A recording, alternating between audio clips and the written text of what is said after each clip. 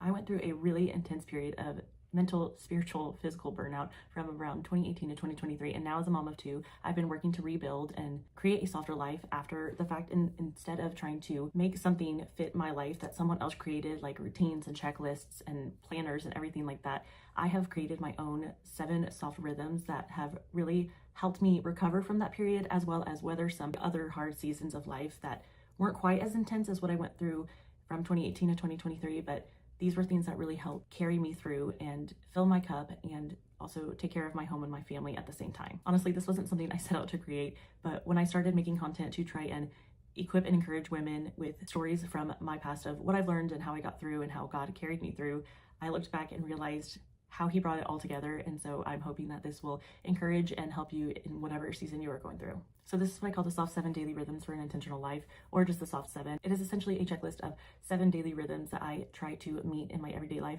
Now it has become essentially second nature. And during some seasons, I am lucky if I can focus on 3. The whole idea of it was that I had something that I could use to move me forward in life when I was mentally and physically and emotionally and spiritually just overwhelmed and at my wit's end, but I still had people to take care of and I still had things I had to do. So the first of the soft 7 is scripture. So as a Christian mom, this was so vital for me. And when I was going through my burnout era, there was a lot of times I had almost a crisis of faith. And so making sure that I was in the word, even if it was just reading 1 Bible verse a day or listening to just a sermon while I was on a walk, or even just doing Bible memory verses with my kids. That was something that I tried to make sure I got into each day so I could make it a habit, but so I could also take care of myself spiritually. The second one is stillness, especially when I was going through the burnout stage. I was going through unmanaged ADHD. I was having horrible PCOS, chronic fatigue and symptoms. I was extremely overstimulated all the time by my very high sensory seeking daughter, my oldest at the time. And it was just such a period where even though there wasn't a lot going on, my mind was constantly racing and I could not rest, and I was irritable and I was snapping at everyone and everything. And so making sure that I had an intentional time of stillness, and not numbness, but truly just being still. So at the time I only had 1 child, and when she would go down for her nap, instead of just immediately taking a nap or trying to numb my thoughts and silence them by going on social media, I was really actively trying to be intentional with just breathing and not trying to keep my mind and hands busy, but to really try to slow my thoughts, not let them spiral, but just take a minute of deep breathing, of deep prayer, just something to kind of refocus myself in a period where my mind was just a dumpster fire. The third one is sustenance, which is essentially just making sure that I was taking care of my bodily needs with good food and good hydration, and not surviving off of just the crusts from my daughter's sandwich and caffeine. While I did engage in some comfort food, this was a habit and discipline and rhythm that I really wanted to incorporate in my life by taking care of myself, especially when I was going through my PCOS diagnosis and figuring out how to manage my symptoms. I ended up finding out at this time that I was actually gluten intolerant. So really trying to make sure that I was actually eating, not overeating out of comfort need, and also making sure that I was just having a well-balanced diet.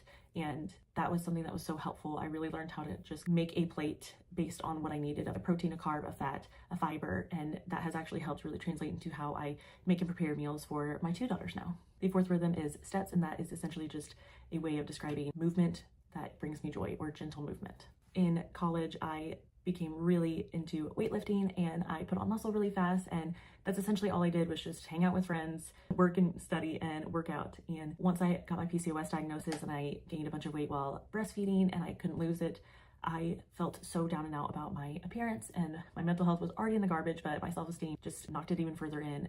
And at my highest weight around 2021, I didn't want to move. And my daughter was about a year old and I gained a bunch of weight while breastfeeding her. And we knew that we wanted to start trying for a second, but I needed to lose some weight in order to be able to be healthier. And we were struggling with secondary infertility at that time. And I knew that if I wanted to increase my chances, that I would need to lose some weight. And habits and rhythms I had of working out before were very strict, and I essentially used to go to the gym multiple times a day. I worked in a bunch of gyms. I had my personal training certification.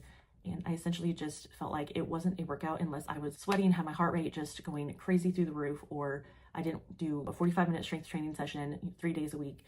And at that time, I just did not have the energy and the will. And a lot of the workouts I did prior to my PCOS diagnosis were things that actually did not help my body. I needed something that was slower, so I started doing a lot of walking, at home Pilates. I did strength training, but I kept it very simple with machines, and instead of just doing bench press and squats and deadlift. And honestly, that was just what I needed at the time. I needed to scale it back. And if some days I couldn't do anything except for maybe stretch or go on a quick walk, then that was something I had to learn to be okay with. And that has since been a very helpful mindset shift into doing things that were sustainable depending on the season of life. So now I have a little bit more time, a little bit more energy. I do more intense workouts, but they just look different during the season, and that has been a helpful rhythm to have. So those are essentially the rhythms that helped take care of my mind and body and soul.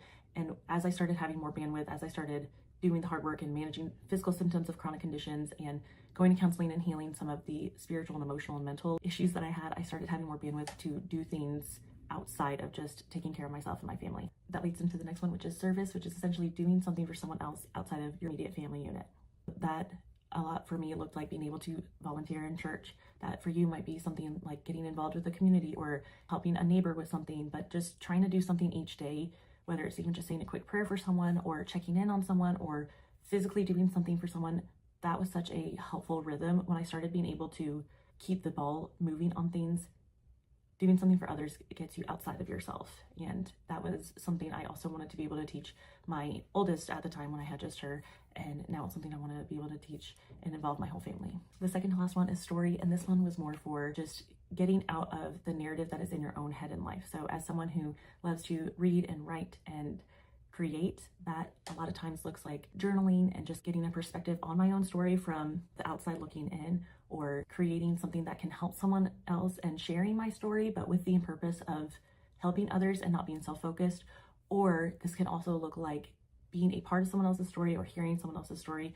So a lot of times when I had not really a lot of energy to be creative or invest in a hobby that kind of either helps bring perspective to my story or utilize my story in a creative way, I would want to hear about someone else's story. So that is when I would maybe check in with a friend and say, hey, how are you? What's going on in your life? How can I help? But being a part of a narrative outside of what's going on in your own life and mind, that is essentially what this rhythm covers. It's a little bit more ambiguous, but that is something that can be so helpful to either filling your cup with something creative and hobby driven, or just helping you be outside of your own narrative, even if it's just for 30 minutes. And the last one is surrender. So as someone whose anxiety was really bad during the burnout era, my mind never slowed down, and I am more of a night owl too. So that was finally the end of the day when no one needed anything from me, and my mind was racing with everything that I thought could go wrong, everything I thought I did wrong, just negative thoughts spiraling all the time. So a rhythm that I really tried to have at the end of the day was thinking through everything and then just mentally crumpling it all up together and giving it to God. And that can look different for you. I'm a very visual thinker, but being able to just purposefully get to the end of the day and say what happened, and I could have done things better. And yes, this is a really hard season, but I'm just letting go. There's nothing else I can do in this moment. I'm surrendering it all. That really did help train my brain, and I'm still not good at it, but it is a rhythm that I am trying to practice even more now that I have the bandwidth to do so. But just getting to the end of the day and saying, there's nothing more I can do. I did the best with what I could, and I don't want to take yesterday into today, and I don't want to take today into tomorrow. That is the essence of the rhythm of surrender. So those are the soft 7 rhythms. They are scripture, stillness, sustenance, service, story, surrender, and steps. There is a freebie linked in my bio if that is something that you are interested in having, or if you have your own version of the soft 7.